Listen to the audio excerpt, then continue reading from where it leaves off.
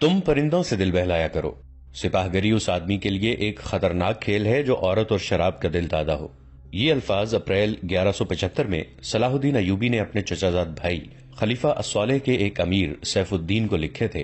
ان دونوں نے صلیبیوں کو درپردہ مدد اور زر و جواہرات کا لالچ دیا اور صلاح الدین ایوبی کو شکست دینے کی سازش کی تھی۔ صلیبی یہی چاہتے تھے۔ انہوں نے حملہ کیا، الصالح اور سیف الدین نے ان کی مدد کی۔ صلاح الدین ایوبی نے ان سب کو شکست دی۔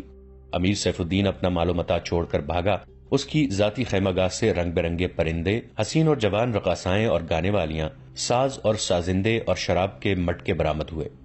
صلاح الدین ایوبی نے پرندوں کو، ناچنے گانے والیوں اور ان کے سازندوں کو رہا کر دیا اور امیر سیف الدین کو اس مضمون کا خط لکھا: تم دونوں نے کفار کی پشت پناہی کر کے ان کے ہاتھوں میرا نام و نشان مٹانے کی ناپاک کوشش کی، مگر یہ نہ سوچا کہ تمہاری یہ سازش عالم اسلام کا بھی نام و نشان مٹا سکتی ہے۔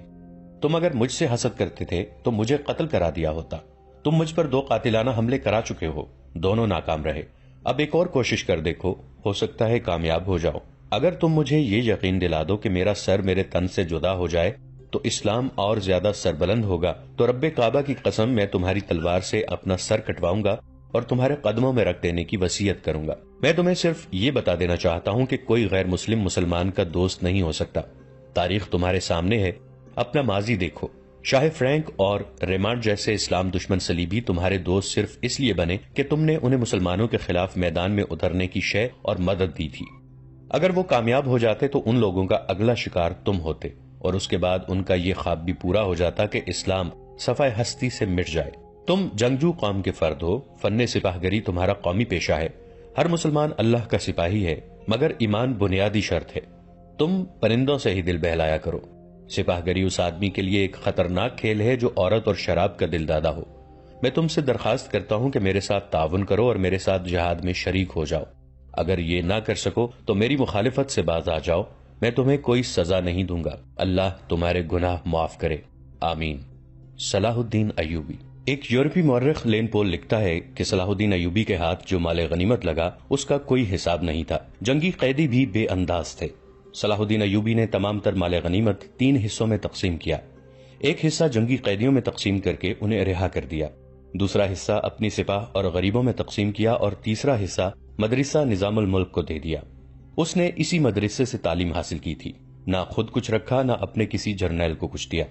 اس کا نتیجہ یہ ہوا کہ جنگی قیدی جن میں سے بہت سے مسلمان تھے اور باقی غیر مسلم رہا ہو کر صلاح الدین ایوبی کے کیمپ میں جمع ہو گئے اور اس کی اطاعت قبول کر کے اپنی خدمات اس کی فوج کے لیے پیش کر دیں۔ ایوبی کی کشادہ نظری اور عظمت دور دور تک مشہور ہو گئی۔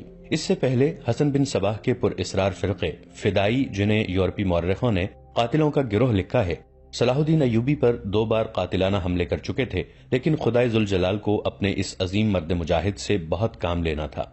دونوں بار ایک معجزہ ہوا کہ اسلام کا یہ محافظ بال بال بچ گیا۔ اس پر تیسرا قاتلانہ حملہ اس وقت ہوا جب وہ اپنے مسلمان بھائیوں اور صلیبیوں کی سازش کی چٹان کو شمشیر سے ریزہ ریزہ کر چکا تھا۔ امیر سیف الدین میدان سے بھاگ گیا، مگر وہ صلاح الدین ایوبی کے خلاف حسد اور کینے سے باز نہ آیا۔ اس نے حسن بن صباح کے قاتل فرقے کی مدد حاصل کر لی۔ یہ فرقہ ایک مدت سے اسلام کی آستین میں سانپ کی طرح پل رہا تھا۔ اس کا تفصیلی تعارف بہت ہی طویل ہے۔ مختصر یہ کہ جس طرح زمین سورج سے الگ ہو کر گناہوں کا گہوارہ بن گئی ہے، اسی طرح حسن بن صباح نام کے ایک آدمی نے اسلام سے الگ ہو کر نبیوں اور پیغمبروں والی عظمت حاصل کرنے کا منصوبہ بنایا۔ وہ اپنے آپ کو مسلمان ہی کہلاتا رہا اور ایسا گروہ بنا لیا جو طلسماتی طریقوں سے لوگوں کو اپنا پیروکار بناتا تھا۔ اس مقصد کے لیے اس گروہ نے نہایت حسین لڑکیاں، نشہ آور جڑی بوٹیاں، ہپنوٹزم اور چرب زبانی جیسے طریقے اختیار کیے۔ بہشت بنائی جس میں جا کر پتھر بھی موم ہو جاتے تھے۔ اپنے مخالفین کو ختم کرنے کے لیے قاتلوں کا ایک گروہ تیار کیا۔ قتل کے طریقے خفیہ اور پر اسرار ہوتے تھے۔ اس فرقے کے افراد اس قدر چالاک، ذہین اور نڈر تھے کہ بھیس اور زبان بدل کر بڑے بڑے جرنیلوں کے باڈی گارڈ تک بن جاتے تھے، اور جب کوئی پر اسرار طریقے سے قتل ہو جاتا تھا تو قاتلوں کا سراغ ہی نہیں ملتا تھا۔ کچھ عرصے کے بعد یہ فرقہ قاتلوں کا گروہ کے نام سے مشہور ہو گیا۔ یہ لوگ سیاسی قتل کے ماہر تھے، زہر بھی استعمال کرتے تھے جو حسین لڑکیوں کے ہاتھوں شراب میں دیا جاتا تھا۔ بہت مدت تک یہ فرقہ اسی مقصد کے لیے استعمال ہوتا رہا۔ اس کے پیروکار فدائی کہلاتے تھے۔ صلاح الدین ایوبی کو نہ حسین لڑکیوں سے دھوکہ دیا جا سکتا تھا، نہ شراب سے۔ وہ ان دونوں سے نفرت کرتا تھا۔ اسے قتل کرنے کا یہی ایک طریقہ تھا کہ اس پر قاتلانہ حملہ کیا جائے۔ اس کے محافظوں کی موجودگی میں اس پر حملہ نہیں کیا جا سکتا تھا۔ 2 حملے ناکام ہو چکے تھے۔ اب جبکہ صلاح الدین ایوبی کو یہ توقع تھی کہ اس کا چچا زاد بھائی الصالح اور امیر سیف الدین شکست کھا کر توبہ کر چکے ہوں گے، انہوں نے انتقام کی ایک اور زیر زمین کوشش کی۔ صلاح الدین ایوبی نے اس فتح کا جشن منانے کی بجائے حملے جاری رکھے اور 3 قصبوں کو قبضے میں لے لیا۔ ان میں غازہ کا مشہور قصبہ بھی تھا۔ اسی قصبے کے گرد نواح میں ایک روز صلاح الدین ایوبی اسیر جار الاسدی کے خیمے میں دوپہر کے وقت غنودگی کے عالم میں سستا رہا تھا۔ اس نے اپنی وہ پگڑی نہیں اتاری تھی جو میدان جنگ میں اس کے سر کو صحرا کے سورج اور دشمن کی تلوار سے محفوظ رکھتی تھی۔ خیمے کے باہر صلاح الدین ایوبی کے محافظوں کا دستہ موجود اور چوکس تھا۔ باڈی گارڈز کے اس دستے کا کمانڈر ذرا سی دیر کے لیے وہاں سے چلا گیا۔ ایک محافظ نے صلاح الدین ایوبی کے خیمے کے گرے ہوئے پردوں میں سے جھانکا۔ اسلام کی عظمت کے پاسبان کی آنکھیں بند تھیں۔ وہ پیٹھ کے بل لیٹے ہوئے تھے۔ اس محافظ نے باڈی گارڈز کی طرف دیکھا۔ ان میں سے 3-4 باڈی گارڈز نے اس کی طرف دیکھا۔ محافظ نے اشارے کے طور پر اپنی آنکھیں بند کر کے کھولی۔ 3-4 محافظ اٹھے اور دوسروں کو باتوں میں لگایا۔ محافظ خیمے میں چلا گیا، کمر بند سے خنجر نکالا، دبے پاؤں چلا اور پھر چیتے کی طرح سوئے ہوئے صلاح الدین ایوبی پر جست لگائی۔ خنجر والا ہاتھ اوپر اٹھا۔ عین اس وقت صلاح الدین ایوبی نے کروٹ بدل لی۔ یہ نہیں بتایا جا سکتا کہ محافظ خنجر کہاں مارنا چاہتا تھا، دل میں یا سینے میں، مگر ہوا یوں کہ خنجر صلاح الدین ایوبی کی پگڑی کے بالائی حصے میں اتر گیا اور سر سے بال برابر دور رہا۔ پگڑی سر سے اتر گئی۔ صلاح الدین ایوبی بجلی کی تیزی سے اٹھے۔ انہیں یہ سمجھنے میں دیر نہ لگی کہ یہ سب کیا ہے۔ ان پر اس سے پہلے ایسے 2 حملے ہو چکے تھے۔ انہوں نے بھی حیرت کا اظہار نہ کیا کہ حملہ آور ان کے اپنی باڈی گارڈز کے لباس میں تھا، جسے انہوں نے خود اپنے باڈی گارڈز کے لیے منتخب کیا تھا۔ انہوں نے ایک سانس جتنا بھی عرصہ ضائع نہ کیا۔ حملہ آور ان کی پگڑی سے خنجر کھینچ رہا تھا۔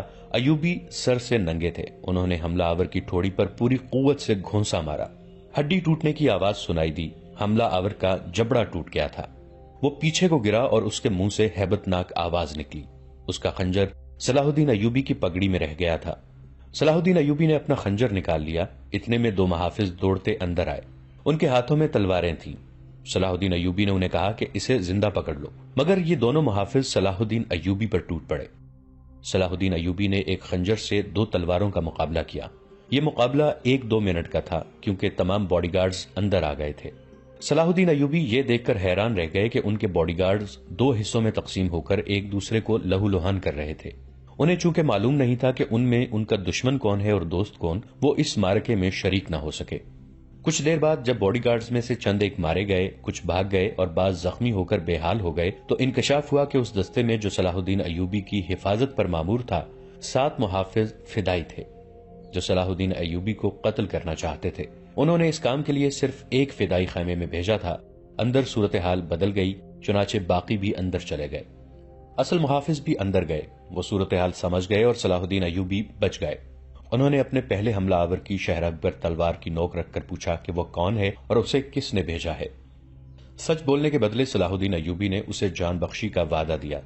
اس نے بتا دیا کہ وہ فدائی ہے اور اسے کیمشتگن، جسے بعض مورخوں نے گمگشتگین لکھا ہے، نے اس کام کے لیے بھیجا تھا۔ کیمشتگن الصالح کے ایک قلعے کا گورنر تھا۔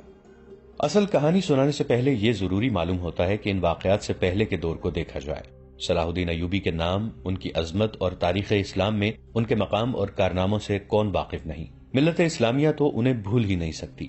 مسیحی دنیا بھی انہیں ہمیشہ یاد رکھے گی۔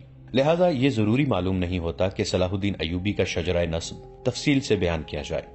ہم جو کہانی سنانے لگے ہیں وہ اس نوعیت کی ہے جس کی وسعت کے لیے تاریخ کا دامن تنگ ہوتا ہے۔ یہ تفصیلات وقائع نگاروں اور قلمکاروں کی ریکارڈ کی ہوئی ہیں، کچھ سینہ بسینہ اگلی نسلوں تک پہنچتی ہیں۔ تاریخ کے دامن میں صلاح الدین ایوبی کے صرف کارنامے محفوظ کیے گئے ہیں۔ ان سازشوں کا ذکر بہت کم آیا ہے جو اپنوں نے ان کے خلاف اور ان کی بڑھتی ہوئی شہرت اور عظمت کو داغدار کرنے کے لیے انہیں ایسی لڑکیوں کے جال میں پھانسنے کی بار بار کوشش کی گئی جن کے حسن میں طلسماتی اثر تھا۔ تاریخ اسلام کا یہ حقیقی ڈرامہ 23 مارچ 1169 کے روز سے شروع ہوتا ہے جب صلاح الدین ایوبی کو مصر کا وائسرائے اور فوج کا کمانڈر ان چیف بنایا گیا۔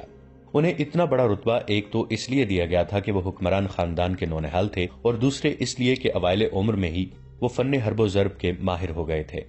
سپاہ گری ورثے میں ہی پائی تھی۔ ان کے ذہن میں حکمرانی کے معنی بادشاہی نہیں، اسلام کی پاسبانی اور قوم کی عظمت اور فلاح و بہبود تھی۔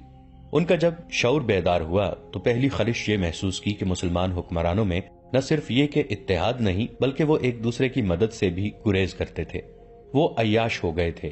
شراب اور عورت نے جہاں ان کی زندگی رنگین بنا رکھی تھی، وہیں عالم اسلام اور خدا کے اس عظیم مذہب کا مستقبل تاریک ہو گیا تھا۔ ان امیروں، ان کے وزیروں اور مشیروں کے حرم غیر مسلم لڑکیوں سے بھرے ہوئے ہوتے تھے۔ زیادہ تر لڑکیاں یہودی اور عیسائی تھیں جنہیں خاص تربیت دے کر ان حرموں میں داخل کیا گیا تھا۔ غیر معمولی حسن اور اداکاری میں کمال رکھنے والی یہ لڑکیاں مسلمان حکمرانوں اور سربراہوں کے کردار اور قومی جذبے کو دیمک کی طرح کھا رہی تھیں۔ اس کا نتیجہ یہ تھا کہ صلیبی، جن میں فرینک، فرنگی خاص طور پر قابل ذکر ہیں، مسلمانوں کی سلطنتوں کے ٹکڑے ہڑپ کرتے چلے جا رہے تھے، اور بعض مسلم حکمران شاہ فرینک کو سالانہ ٹیکس یا جزیہ ادا کر رہے تھے، جس کی حیثیت غنڈہ ٹیکس کی سی تھی۔ صلیبی اپنی جنگی قوت کے رعب سے اور چھوٹے موٹے حملوں سے حکمرانوں کو ڈراتے رہتے، کچھ علاقے پر قبضہ کر لیتے، تاوان اور ٹیکس وصول کرتے تھے۔ ان کا مقصد یہ تھا کہ آہستہ آہستہ دنیا اسلام کو ہڑپ کر لیا جائے۔ مسلمان حکمران اپنی رعایا کا خون چوس کر ٹیکس دیتے رہتے تھے۔ ان کا مقصد یہ تھا کہ انہیں عیش و عشرت میں پریشان نہ کیا جائے۔ فرقہ پرستی کے بیج بھی بو دیے گئے تھے۔ ان میں سب سے زیادہ خطرناک فرقہ حسن بن صباح کا تھا، جو صلاح الدین ایوبی کی جوانی سے ایک صدی پہلے معرض وجود میں آیا تھا۔ یہ مفاد پرستوں کا فرقہ تھا، بے حد خطرناک اور پر اسرار۔ یہ لوگ اپنے آپ کو فدائی کہلاتے تھے، جو بعد میں حشیشین کے نام سے مشہور ہوئے، کیونکہ وہ حشیش نام کی ایک نشہ آور شے سے دوسروں کو اپنے جال میں پھانستے تھے۔ صلاح الدین ایوبی نے مدرسہ نظام الملک میں تعلیم حاصل کی۔ یاد رہے کہ نظام الملک دنیا اسلام کی ایک سلطنت کے وزیر تھے۔ یہ مدرسہ انہوں نے قائم کیا تھا جس میں اسلامی تعلیم دی جاتی اور بچوں کو اسلامی نظریات اور تاریخ سے بہرہ کیا جاتا تھا۔ ایک مورخ ابن الاطہر کے مطابق نظام الملک حسن بن صباح کے فدائیوں کا پہلا شکار ہوئے تھے، کیونکہ وہ رومیوں کی توسیع پسندی کی راہ میں چٹان بنے ہوئے تھے۔ رومیوں نے 1091 عیسوی میں انہیں فدائیوں کے ہاتھوں قتل کرا دیا۔ ان کا مدرسہ قائم رہا۔ صلاح الدین ایوبی نے وہیں تعلیم حاصل کی۔ اسی عمر میں انہوں نے سپاہ گری کی تعلیم اپنے بزرگوں سے لی۔ نور الدین زنگی رحمت اللہ علیہ نے انہیں جنگی چالیں سکھائیں، ملک کے انتظامات کے سبق دیے اور ڈپلومیسی میں مہارت دی۔ اس تعلیم و تربیت نے ان کے اندر وہ جذبہ پیدا کر دیا جس نے آگے چل کر انہیں صلیبیوں کے لیے بجلی بنا دیا۔ اوائل جوانی میں ہی انہوں نے وہ ذہانت اور اہلیت حاصل کر لی تھی جو ایک سالار اعظم کے لیے ضروری ہوتی ہے۔ صلاح الدین ایوبی نے فن حرب و ضرب میں جاسوسی یعنی انٹیلیجنس، کمانڈو اور گوریلا آپریشن کو خصوصی اہمیت دی۔ انہوں نے دیکھ لیا تھا کہ صلیبی جاسوسی کے میدان میں آگے نکل گئے ہیں اور وہ مسلمانوں کے نظریات پر نہایت کارگر حملے کر رہے ہیں۔ صلاح الدین ایوبی نظریات کے محاذ پر لڑنا چاہتے تھے جس میں تلوار استعمال نہیں ہوتی۔ اس کہانی میں آگے چل کر آپ دیکھیں گے کہ ان کی تلوار کا وار تو گہرا ہوتا ہی تھا، ان کی محبت کا وار اس سے کہیں زیادہ مار کرتا تھا۔ اس کے لیے تحمل اور بردباری کی ضرورت ہوتی ہے جو انہوں نے اوائل عمر میں ہی اپنے آپ میں پیدا کر لی تھی۔ انہیں جب مصر کا وائس رائے اور کمانڈر ان چیف بنا کر مصر بھیجا گیا تو ان سینئر افسروں نے ہنگامہ برپا کر دیا جو اس عہدے کی آس لگائے بیٹھے تھے۔ ان کی نگاہ میں صلاح الدین ایوبی ابھی طفل مکتب تھا، مگر اس طفل مکتب نے جب ان کا سامنا کیا، اس کی باتیں سنی تو ان کا احتجاج سرد پڑ گیا۔ مورخ لین پول کے مطابق صلاح الدین ایوبی ڈسپلن کے بڑے ہی سخت ثابت ہوئے۔